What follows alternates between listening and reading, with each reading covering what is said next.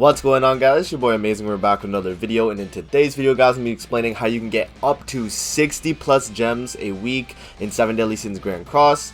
We're actually gonna be talking about ungeared PvP in this video and how you can actually climb to Champ 1. So let's get into it.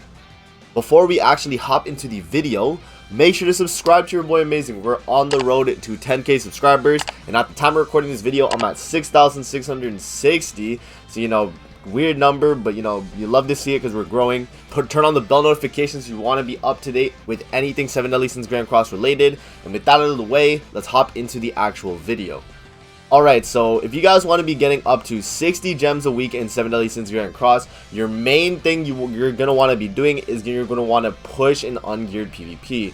So as you guys can see, if you actually start Grand Cross and you start playing ungeared PvP, you'll start in Bronze 5 and you can climb all the way up to Champion 1. The difference between Bronze 5 and Champion 1 is pretty substantial, because you're gaining actually 50 diamonds in comparison over Bronze 5, right, where you start with 10. So if you want to be able to get these 60 diamonds up here, you're gonna have to push in ungeared PvP. And you guys might be wondering, Amazing, what if I don't have the team to push in ungeared? What if I don't have the units?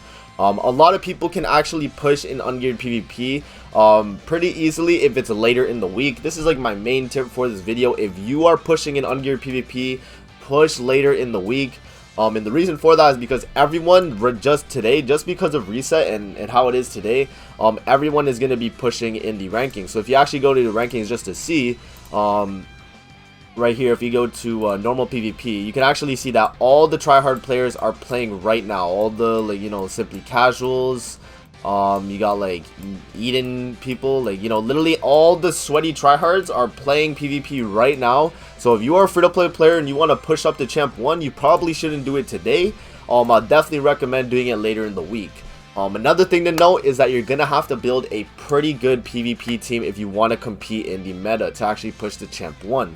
What you're going to want to do if you want to make a good PvP team is you got to understand what makes a good PvP team. And the first thing that makes a good PvP team is having a really good support, a rank up unit most of the time being Green Gowther or Red Gowther, because they're just too broken not to have, and then a DPS unit. That's like the main, that's the main thing people like to run nowadays. The most meta comp at the moment right now is going to be Goddess Elizabeth, Green Gowther, the 1 Escanor, and Lost Vein backline. This team will probably get you up to Champ 1 easily, like if you have all 4 of these units. And the reason for that is because the 1 Escanor is literally just the best DPS in the game for PvP, right? Green Gowther, he is like literally the best unit in the game in terms of like buffing the entire team and so on, right?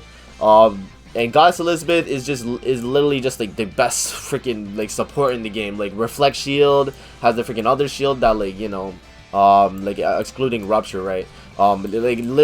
She's just too broken for this team because she just provides that shield so that the 1 Escanor can stay alive longer. Green Gowther given the stacks because they're all different races. It's just broken, man. And then Lost Vein backline for CC just because he has really good CC. And he is pretty good coming from the back if you don't actually fight him correctly, right? If you want to build a free-to-play PvP team that could probably push to Champ 1, I would say this team could probably do it right here if we do Green Escanor. Green Escanor at this point is definitely free-to-play, by the way. Like, there is literally no way he's not. You could do Red Gowther here. Red Gowther is going to be a pretty nice staple there. If you don't have Goddess Elizabeth or Green Gowther, the 1, obviously you can't really, you gotta weigh your options. Another good unit I would probably put is maybe Blue King. Blue King still in the meta is not bad because you got the Petrify, you got Cleanse, he got basically all you really need, right? Like this team right here, if you were to run this would be pretty good. And then you could run whoever backline, even Green Merlin backline. You could probably do some alt rush shenanigans here.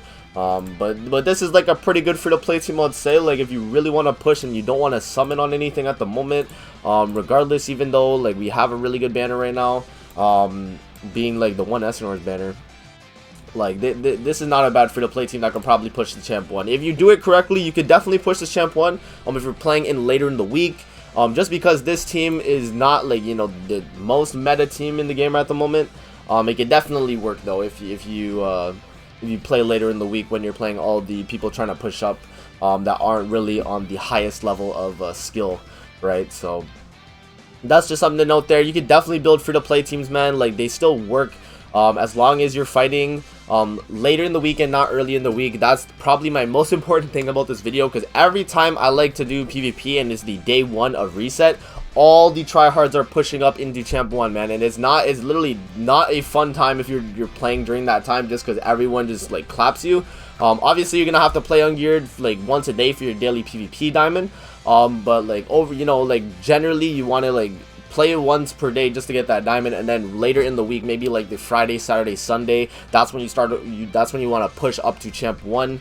And another thing to note about ungeared PvP as well for the actual rewards, if you can't get to Champ 1, you can still probably get to Champion 5, and Champion 5 is a pretty good spot that people like to stop at, just because guaranteeing 50 diamonds a week just for doing nothing, because you literally do not have to play PvP the moment you get to Champion 5, right? You just have to be active on Grand Cross.